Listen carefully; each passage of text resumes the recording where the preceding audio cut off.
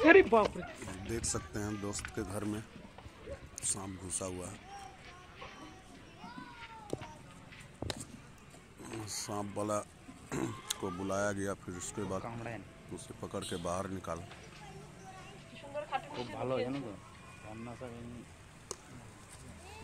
कितना लंबा और कितना बड़ा सांप है।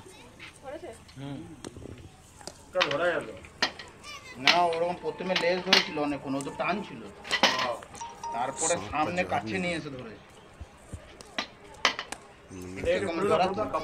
भयंकर लग रहा है। চলো আমি তোমার সঙ্গে ধরতে যাবো। सब्सक्राइब कर दीजिएगा। ওকে জড়িয়ে দিয়ে দেখো, বিশাল জোরে।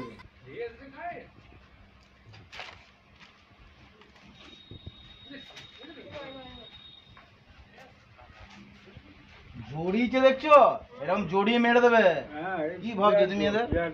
প্রচুর জোর, ক্ষমতা প্রচুর। সারাত করে পালাবে।